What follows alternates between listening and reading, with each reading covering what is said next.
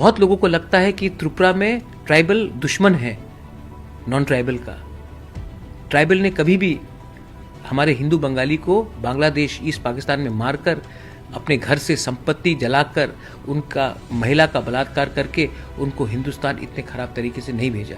हमने तो जगह दी, पनाह दी, और हम मानते हैं कि वो हिंदुस्तान के नागरिक हैं। जो वेस्ट बंगाल में हो रहा है वही चीज़ त्रिपुरा में हो रहा है।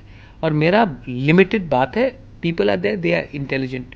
How can you be illegal in Hemanta Biswa Sarma's eye and not be legal in the eyes of the Tripura state government? So if Hemanta Biswa Sarma says that these are illegal people settled in Assam, इनको निकालो, और त्रिपुरा बोलता है ठीक है आने दीजिए, तो दो कानून कैसे हो सकता है? ये तो नहीं हो सकता ना। और मैं बात उठा रहा हूँ, ये बात मैंने ECI में भी लगाया है।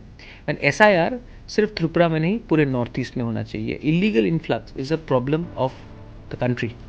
और आज आपको लगता है कि ये वोट बैंक पॉलिटिक्स चल रहा है तो सब चीज़ ठीक है। अगले साल बांग्लादेश में इलेक्शन है, फ्री एंड फेयर इलेक्शन होगा नहीं। अवामी लीग इसमें पार्टिसिपेट करेगी कि नहीं करेगी हमको मालूम नहीं है, लेकिन जो भी सरकार बनेगी बांग्लादेश में, आप मान के चलिए कि वो एंटी इंडिया गवर्नमेंट होगा। कितने लोगों को वहाँ में मारा जाएगा, पीटा जाएगा, अवामी लीग के लोग भी क्रॉस ओवर करेंगे। आप क्या उन सबको नागरिकता देंगे हमदर्दी दिखाकर? एक ना एक दिन अगर आप अपने ही घर में इतने मेहमान को रख देंगे तो हमारा बच्चा का भविष्य का क्या होगा? आज अगर उनके बच्चे लोग वोटर बन जाएंगे तो कल उन्हीं के बच्चे लोग हमारे MLA बनेंगे, अफसर बनेंगे, टीचर बनेंगे, प्रशासन उनके हाथ में आएगा। बहुत लोगों को लगता है कि त्रिपुरा में ट्राइबल दुश्मन है नॉन ट्राइबल का।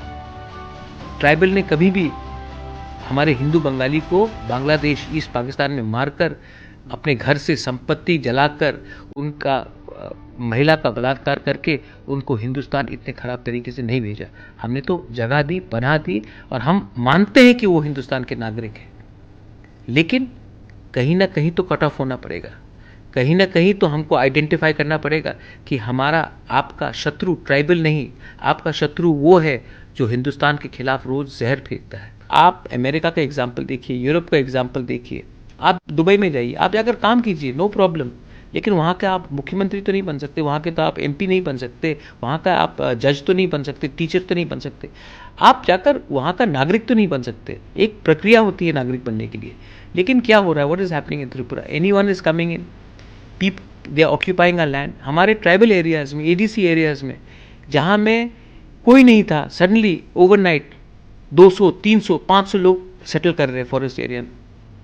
अब मैं जाकर, ये मेरा काम है कि जाकर बोलूँ कि तुम हिंदू हो या मुसलमान हो, तुम क्या भाषा बोलते हो? परसों तक आप नहीं थे, आपको अलाउड नहीं है ADC एरिया में ज़मीन ऑक्यूपाई करने का। सडनली रात रात में ये लोग आकर हमारे फॉरेस्ट एरिया में बैठ जा रहे हैं, ज़मीन ऑक्यूपाई कर रहे हैं। तो इसमें क्या कानून, वो तो अपनी काम करनी पड़ेगी ना। अच्छा, जो लोग कभी वहाँ में थे ही नहीं, 1-2 साल में 1000, 2000, 5000, 10,000 बन रहे, तो हमें तो आवाज़ उठाना पड़ेगा, या फिर हम वोट बैंक के लिए उसमें भी चुप हो जाए। But are you suggesting that the government is lenient against illegal immigrants? Yes, I'm saying that the government has to do more. You tell me something. In Assam, you asking this mic, putting it in front of me, Hemanta Biswa Sarma के सामने पूछिए कि do you think all the Bangladeshis came in the last 2 years? They've been coming and they've been settling. That's why he's doing this eviction drive. Yeah. That is why Conrad Sangma was doing something in Meghalaya.